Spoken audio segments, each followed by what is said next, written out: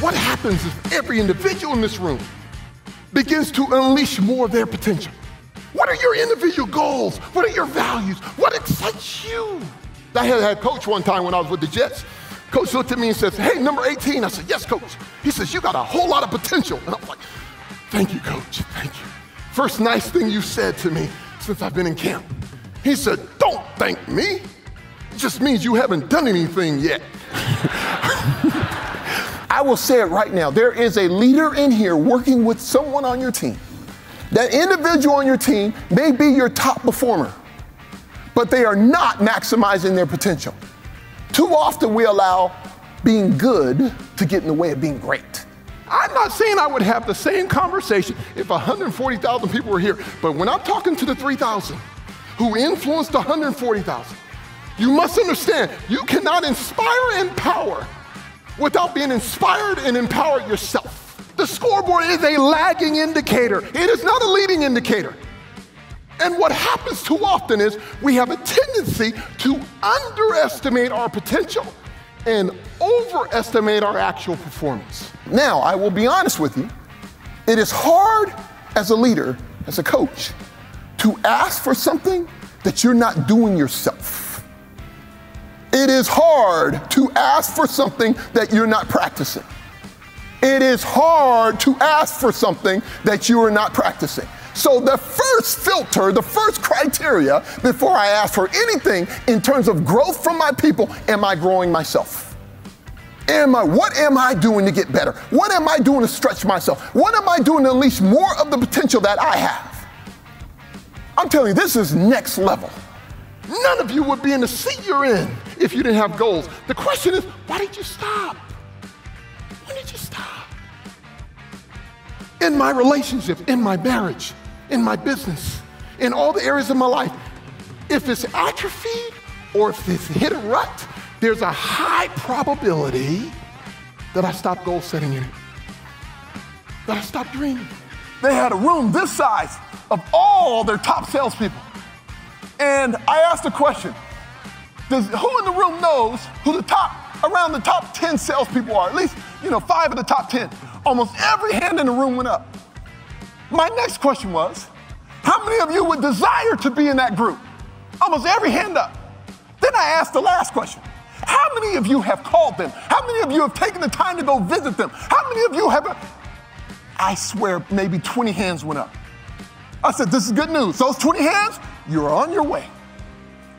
Because for some reason, everybody else who knows what works, people who are willing to share it, won't go have the conversation. You know what it reminds me of during my playing days? My number was 18. One of my best friends was Eddie Carter, number 81. What did Eddie and I have in common? We were on the bench, watching every single game. If you looked at the film, you would see 1,881 or 8,118. And what were we doing together? Complaining about why we weren't on the field. Talking about it, fighting it. Have you noticed complainers fight each other? It's amazing how it works. I mean, we make each other comfortable in the fact that we're all performing far beneath our potential. That's how it works. Why? Because I know I should be honoring him and finding out what he does, but I'd rather talk about him from over here, give reasons why he plays. Oh, yeah, well, I would be able to play too if I was over there. If I knew him back then, like my coach doesn't want to win, right? So what am I saying? What I'm saying is, it would be a better idea that I also spend some time and encourage each other. Can we find the ones who are doing it right? It's free information. They've paid a tuition that I don't have to. I can learn from them. Do you know how many times I've ran around the wedge? I've walked down my hallway knowing good and well I should walk directly into my teenage daughter's room, but I make a left instead. I can't tell you how many times I should have the conversation with my wife, but instead of having it, I run around the wedge and I use that strategy called hope. I hope things just get better on their own. Don't have to confront it. I can't tell you how many times, instead of having a performance management conversation with those I lead, I just run around the wedge hoping things are just going to get better. We're going to have these conversations over here about something. Instead of directly dealing with it, I'm going to talk around it. I can't tell you how many times I've talked around I ran around the wedge, having my whole team together, and I may get a team conversation knowing instead of just dealing with that one person who the problem really is with. This is the kind of stuff I've done. Come to discover my coach was right. I have ran around the wedge so many times, and the price of running around the wedge is never just I stayed safe. No, but the team lost. So my question to you today, not a question, but my challenge to you, because every single leader, greatness is in every one of us. And we're at our best when we run through wedges, not when we run around them. So what wedge do you need to run through? Because it's worth it. My fear can only be conquered by something I love more. My love for my daughter has to be greater than my fear of being rejected. My love for my wife has to be greater than my fear of confrontation. My love for my team and the difference we want to make in the world has to be bigger than my fear of being uncomfortable. Many times you can measure leaders' success by the number of uncomfortable conversations they're willing to have. I don't just like keynoting, I love keynoting. I love the engagement with the audience. I love communicating a message, and not only communicating a message, but looking at the people and seeing that they can picture what I'm talking about. They don't just hear it. They can see it in their own minds. I spend a lot of time executive coaching, a lot of time in boardrooms, a lot of time doing cultural transformation and consulting assignments. Therefore, I can step on stage and keynote about things I actually experience. So it's just not great quotes and great this. I get a chance to see what these principles look like implemented because I get to be part of the implementation. So that's what I love. Sometimes it's fun to just be on a stage and inspire and connect. But then I also get the benefit of doing the real work that comes with taking that message and really getting it embedded. And I think that's what also allows me to enjoy what I'm keynoting because I know what I'm talking about actually works. I was in Florida. I had a gentleman who was leading an organization. He says, Eric, tell my people, let them know. What happens if they don't perform well? I said, what do you mean? Tell them what happens in the NFL. When players don't perform well, when things don't go well, tell them what happens. I said, are you sure you want me to tell them? He said, yes. I said, okay. They fired a coach.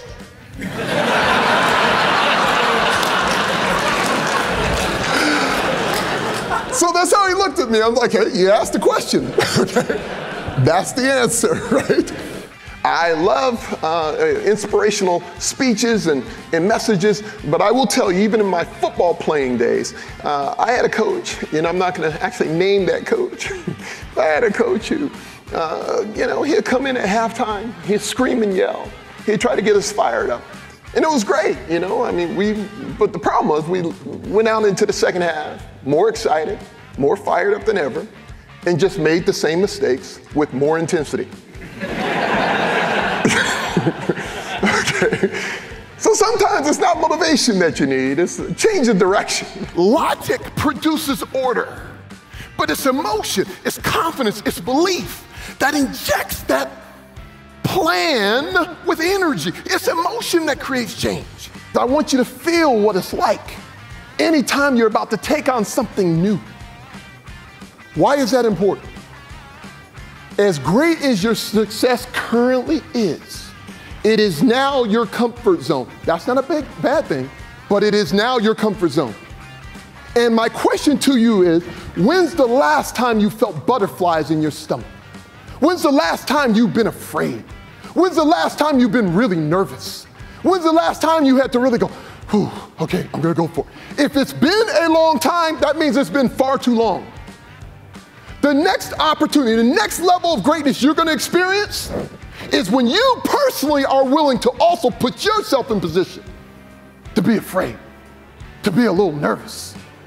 Man, that's exciting. Coming alive, not getting bored. And the reason why it's so significant, every single time you go to another level, look how many people are impacted when you do. It's not just about you. Leaders in this room, it's bigger than you. Look at the number of people you all touch. So every single time you move your own performance and become more effective, there are thousands of people positively impacted.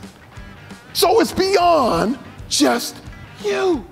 Coaches, leaders in this room, we need to create an environment on the teams that we lead that eliminate the fear of failure from the equation. There's a natural fear of failure. Nobody wants to just fail. But we need to remove that fear of failure because we're going to get more of the potential that's actually in the people that we lead. Ideas that have been swimming around people's minds, but they're scared to say it out loud. Chances, conversations, all kinds of things. We're sitting on it. Everything you all need to go to the next level, you already have. It's already in your hand. I promise you, there's a wealth of potential in the teams that you lead. And the key is, how do I tap into it? One of the ways you tap into it, you got to get fear of failure out of the way. What's a practical way of doing that for you as a leader? Will you please start sharing with your team your failures? The failures that you've overcome. See, the challenge sometimes is, as we grow in leadership, guess what coaches do and leaders do too often? We get amnesia. We forget about our own mistakes. We forget about all the mess ups we had. And instead of using them as learning moments for our team members, we don't share them. So then they start playing not to make a mistake. When we need people making mistakes faster, we need to fail faster. We don't need to avoid failure. We need to be failing faster than we've ever failed before, because that's the new reality we're living in. Everything I speak to from the stage, it's not just something I read. It's not just something I heard. There's credibility behind it because I've actually experienced what I'm talking about. Real life case studies, been there, done that, been through the conversations, been through the planning, been through the implementation, have endured all the things that go along with this message that's being shared. I don't like talking about something I heard. I prefer to speak about something I know. Now, the benefit of doing a lot of executive coaching is I've had the opportunity to walk alongside some fabulous leaders, and not just leaders for a couple of years. I've been working with some of these leaders for over 15 years. From when they went from a store manager or a district manager to now they're a CEO, and a couple of them have been CEO for some of the largest Fortune 500 companies. One is in charge of the whole global leadership for a Fortune 50 company. The opportunities to walk alongside these leaders on their journey is proof that many of these principles discussed about work. There's nothing new under the sun. But my passion and excitement about the information is I've seen them work in my own life. Therefore, anytime I speak to an audience, my goal always is to be as authentic as I possibly can. That means what I'm talking about, I've seen it work. If I haven't seen it work, it won't come out of my mouth. Don't look anybody in the face.